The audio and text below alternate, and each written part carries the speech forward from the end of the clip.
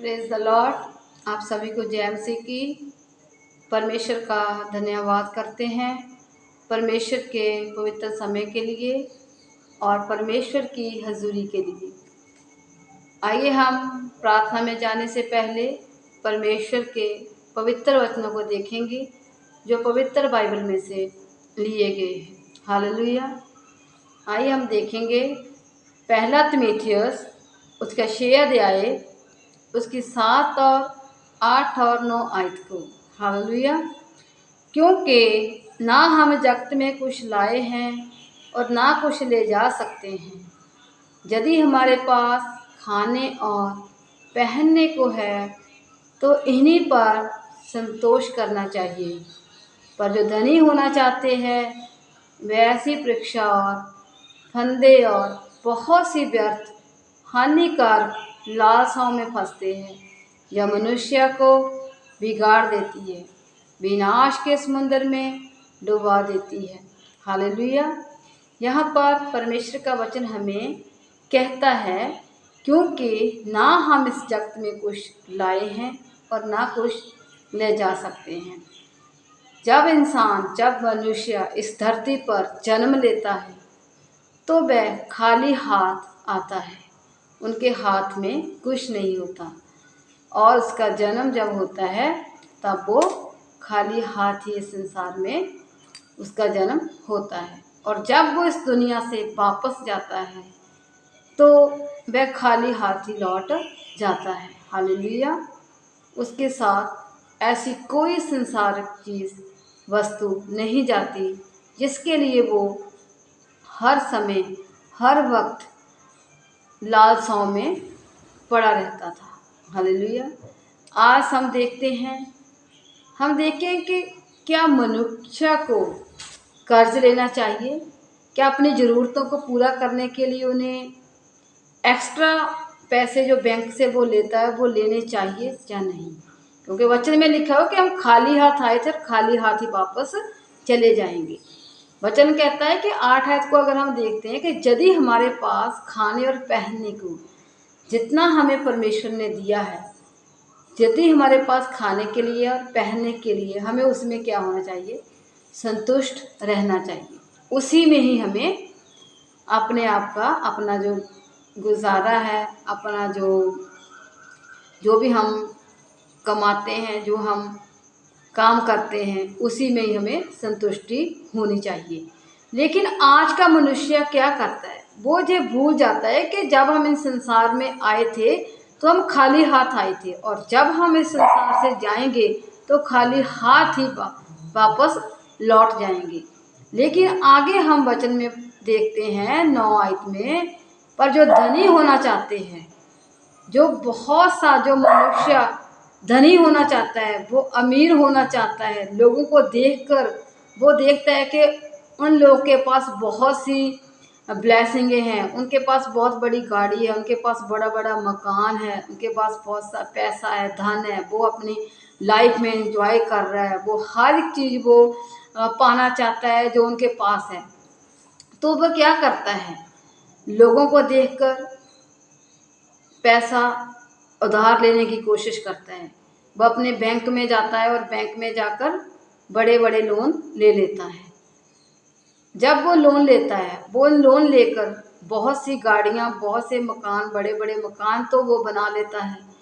लेकिन उसे ये मालूम नहीं होता कि जो उसने कर्ज लिया है, जो उसने बैंक से लोन लिया है, जो लोगों को देखकर उसने अपनी लालसाओं को, अपनी अभिलाषाओं को पूरा करने की कोशिश की है, उसके लिए क्या होगी?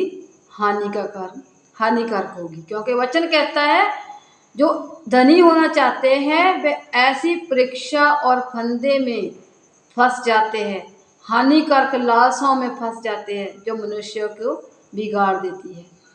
जब वो लोन लेते हैं, अपनी लाइफ में एंजॉय करते हैं जब उनके पास पैसा होता है, क्योंकि लोन का पैसा है, बड़ी बड़ी अमाउंट वो ले लेते हैं।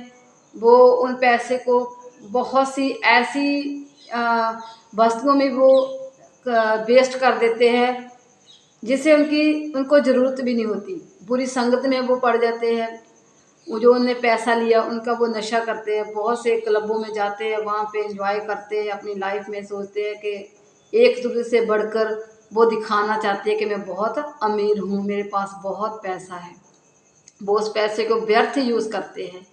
समा बीतता जाता है, एक दिन वो एक बड़े कर्ज के नीचे आ जाते हैं, क्योंकि उन्होंने अपनी बुरी लालसाओं को पूरा करने के लिए लोन लिया था और बड़ा कर्ज लिया था। उन पैसे को उसने गलत यूज़ किया और जो उन्होंने मकान, बड़े बड़े गाड़ियाँ ली थी, उनको बैंक आकर अपने हैंड ओवर कर लेता है और उन्हें उस घर से बाहर निकाल देता है, जिसके कारण वो आर्थिक तंगी में आ जाता है और उन्हें बहुत सी हानि पहुंचती है।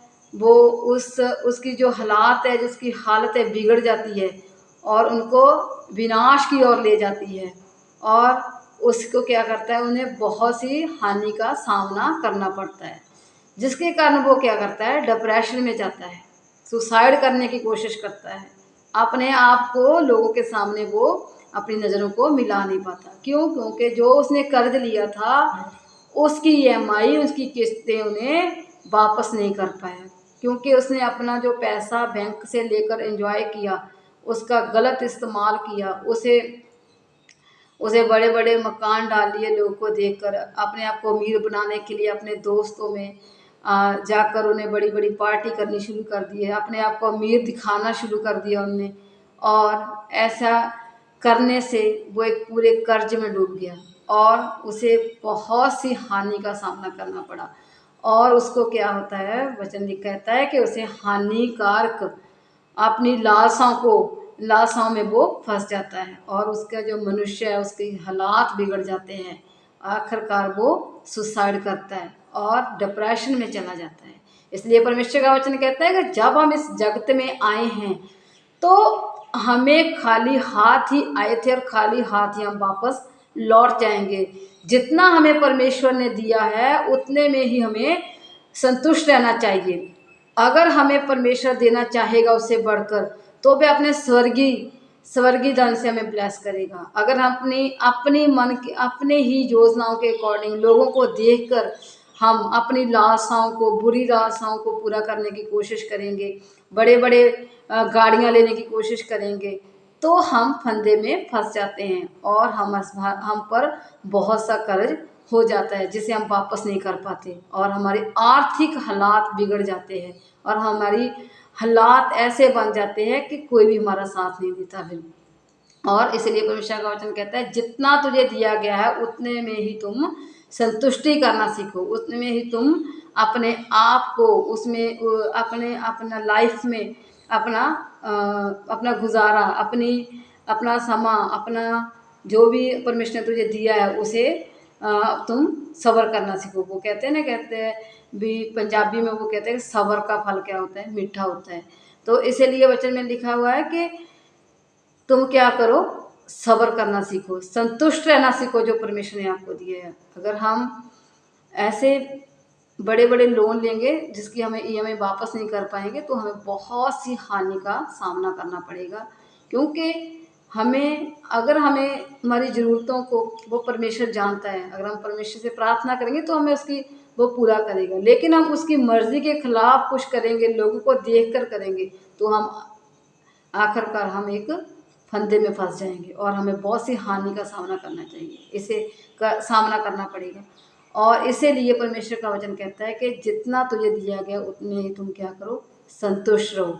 क्योंकि ना हम जगत में कुछ लेकर आए हैं ना लेकर जाएंगे। जो लेकर जाएंगे वो क्या है, परमेश्वर का वचन है, परमेश्वर के साथ बिताया हुआ समय है और परमेश्वर के साथ की हुई संगति है और हमारे अच्छे कर्म है। और इसलिए परमेश्वर का वचन कहता है, अपनी बुरी लालसाओं के कारण तुम अमीर मत हो, धनी होना मत जान, क्योंकि वह तुझे विनाश की ओर ले जाएगा। हालेलुया। इसलिए परमेश्वर का वचन कहता है, जितना है तुम्हारे पास उतने में ही तुम संतुष्ट हो। हालेलुया। आप सभी को परमेश्वर इन वचनों से ब्लेस करे। आइए हम प्रार्थना करेंगे। हालेलुया। महान, सामर्थी, जिंदा और जलाली खुदावंद परमेश्वर, हम आपका धन्यवाद करते हैं इस पवित्र वचन के लिए। तुम्हारी महिमा के लिए प्रभु। सचमुच आपका वचन कहता है इस संसार में हम खाली आए और खाली ही वापस लौट जाएंगे। जो हमारे साथ जाएगा वो तुम्हारा परमेश्वर सचमुच प्रभु जी आपके साथ बिताया हुआ समा होगा, हमारे अच्छे कर्म होंगे। और मेरे खुदाबंद प्रभु जी आपकी जो हमने महिमा की है, आपके वचन हमारे साथ जाएंगे। पिता परमेश्वर सचमुच मेरे खुदा हम आपका धन्यवाद करते हैं तुम्हारे इस वचनों के लिए प्रभु जी।